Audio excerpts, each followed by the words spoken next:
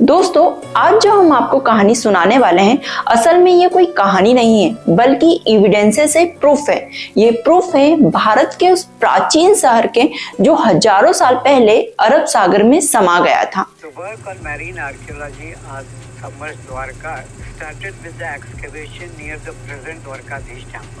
जी हाँ दोस्तों, मैं बात कर रही हूँ भारत के प्राचीन शहर एंशिएंट सिटी द्वारका की।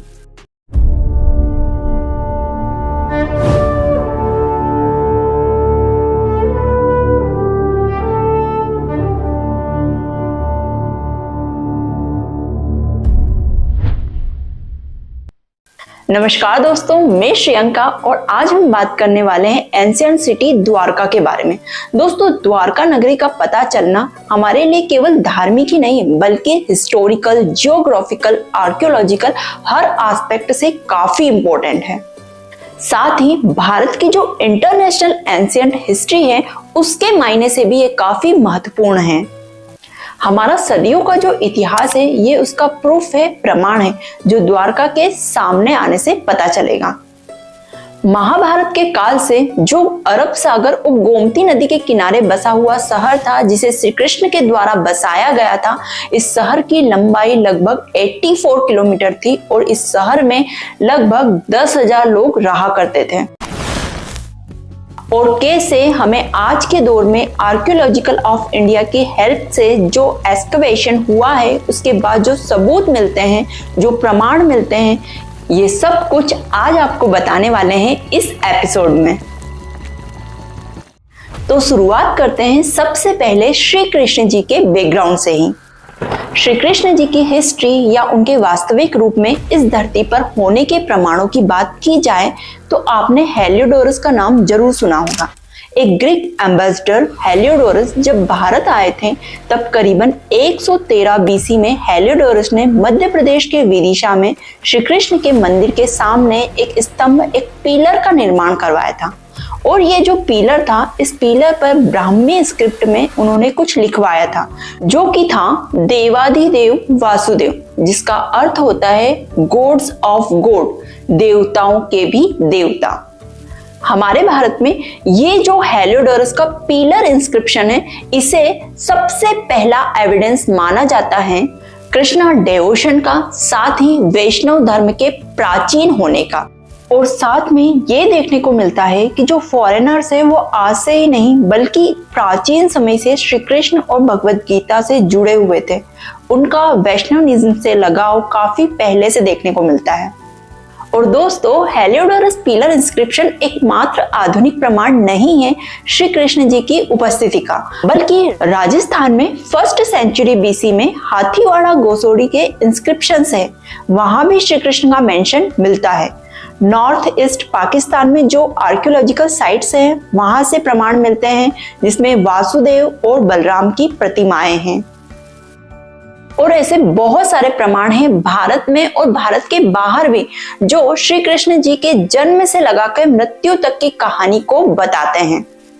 और अब बात करते हैं श्री कृष्ण जी की नगरी द्वारका की, वो द्वारका जो अरब सागर में समा गई है। दोस्तों, द्वारका का पता चलना इंडियन हिस्ट्री के लिए बहुत ज्यादा जरूरी इसीलिए है क्योंकि ये प्रमाणित करेगा कि जो हमारी हिस्ट्री है वो अकबर के पहले की है, अशोक सम्राट से भी पहले की है, क्रिश्चियनिटी से पहले की है और बुद्धिज्म से भी पहले की है।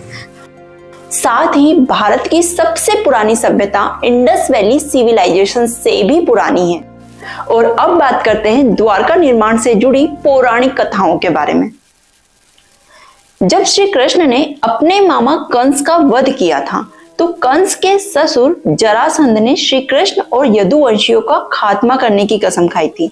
इसके लिए वो आए दिन मथुरा पर आक्रमण करते रहते थे। अंततः यादवों की सुरक्षा को ध्यान में रखते हुए श्री कृष्ण ने मथुरा को छोड़कर द्वारका जाने का निश्चय किया। द्वारका में उन्होंने लगभग 36 वर्षों तक शासन किया था। मथुरा छोड़ने के बाद श्री कृष्ण ने अपने परिजनों और यदुवंश की रक्षा के लिए अरब सागर और गोमती नदी के किनारे द्वारका का निर्माण विश्वकर्मा जी की मदद से किया था। अब दोस्तों बात करते हैं द्वारका नगरी के समुद्र में डूबने से जुड़ी पौराणिक कथाओं के बारे में। तो दोस्तों, दो पौराणिक कथाएं हैं जो हमें द्वारका नगरी के समुद्र में डूबने के बारे में बताती हैं। पहली कथा है महाभारत कालीन गांधारी के द्वारा श्री कृष्ण जी को दिए गए श्राप से, और दूसरी कथा जुड़ी हुई है श्री कृष्ण जी के पुत्र सांब को दिए गए ऋषियों के श्राप से। आइए पहली कथा के बारे में जानते हैं। तो दोस्तों, जब महाभारत के युद्ध में कृष्ण जी पांडवों का साथ देते हैं तो कौरवों के पूरे वंश का, पूरे कुल का नाश हो जाता है, और इसी दुख से दुखी होकर गांधारी श्री कृष्ण जी को श्राप देती है कि उनके भी पूरे यदुवंश कुल का नाश हो जाएगा, साथ ही उनके द्वारा बनाई गई द्वारका नगरी का भी पतन हो जाएगा।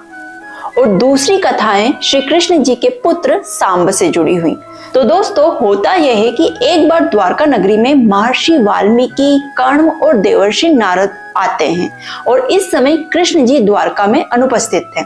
तो दोस्तों, इसी अवसर का फायदा उठाकर श्री कृष्ण जी के पुत्र सांब और उनके दोस्त इन ऋषियों से एक हंसी ठिठोली करते हैं, एक बहुत भद्दा सा मजाक करते हैं, और इसी मजाक से कुपित होकर महर्षि वाल्मीकि और अन्य ऋषि सांब को श्राप देते हैं कि तुम्हारा पूरा कुल समाप्त हो जाएगा और द्वारका भी समाप्त हो जाएगी।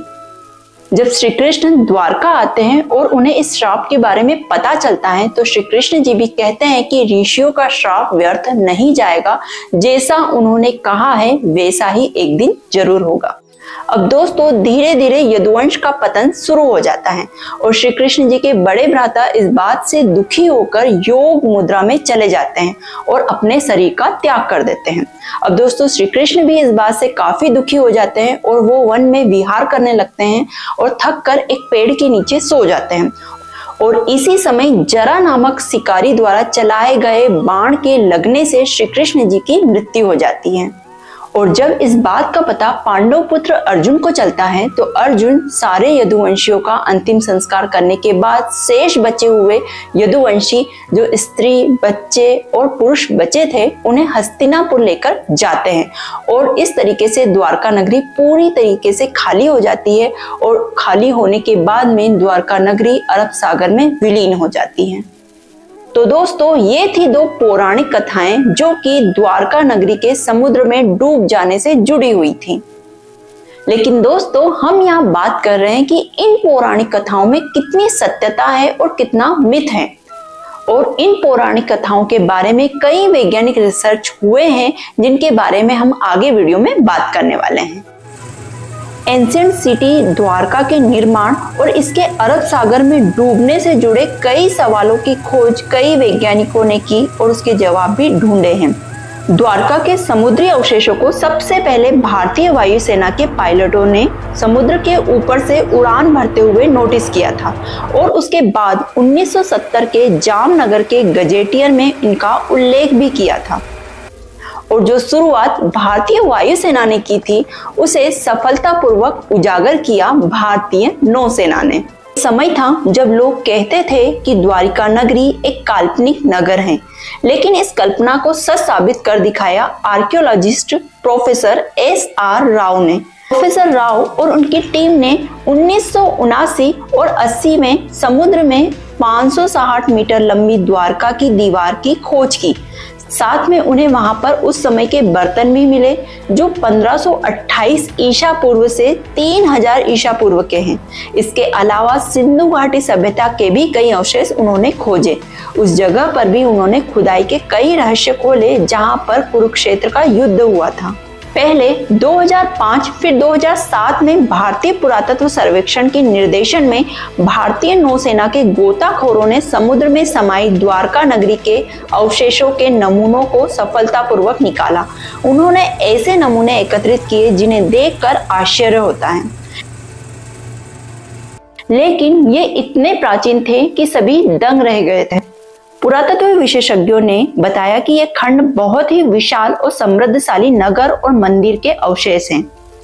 भारतीय पुरातत्व सर्वेक्षण के निदेशक A.K. सिन्हा के अनुसार द्वारका में समुद्र के भीतर ही नहीं बल्कि जमीन पर भी खुदाई की गई थी, और 10 मीटर गहराई तक किए गए इस उत्खनन में सिक्के और कई कलाकृतियां भी प्राप्त हुई।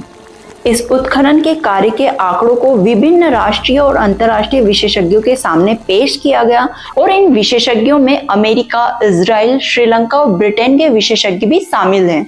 और दोस्तों, अब बात करते हैं पौराणिक नगरी द्वारका पर किए गए ताजा शोध के बारे में। 2001 में सरकार ने गुजरात के समुद्री तटों पर प्रदूषण के कारण हुए नुकसान का अनुमान लगाने के लिए national institute of ocean technology के द्वारा एक सर्वे करने को कहा।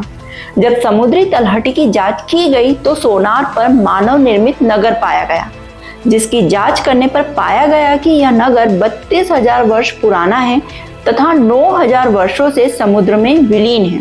ये बहुत चौंका देने वाली जानकारी थी।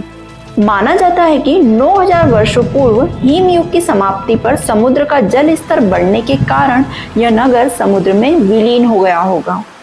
और दोस्तों, वैज्ञानिकों का भी यही मानना है कि हिमयुग जब समाप्त हुआ तो समुद्र का जल स्तर बढ़ गया था और समुद्र के निकटवर्ती जितने भी शहर या स्थान थे वो सारे समुद्र में विलीन हो गए थे। द्वारका भी उनमें से एक है। लेकिन प्रश्न ये उठता है कि हिमयुग तो आज से 10,000 वर्ष पूर्व समाप्त हुआ था। भगवान कृष्ण ने तो नई द्वारिका का निर्माण आज से 5,300 वर्ष पूर्व किया था।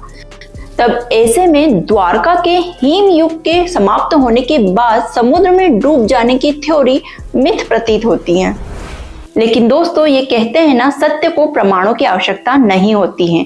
यदि ये पौराणिक कथाएं सत्य है तो एक न एक दिन वैज्ञानिक अनुसंधानों के जरिए ही सारे प्रमाण हमारे सामने जरूर आएंगे, ऐसी हम आशा रखते हैं।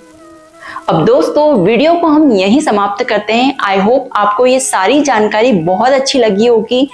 मिलते हैं ऐसे ही किसी नॉलेजेबल वीडियो के साथ में, तब तक के लिए धन्यवाद।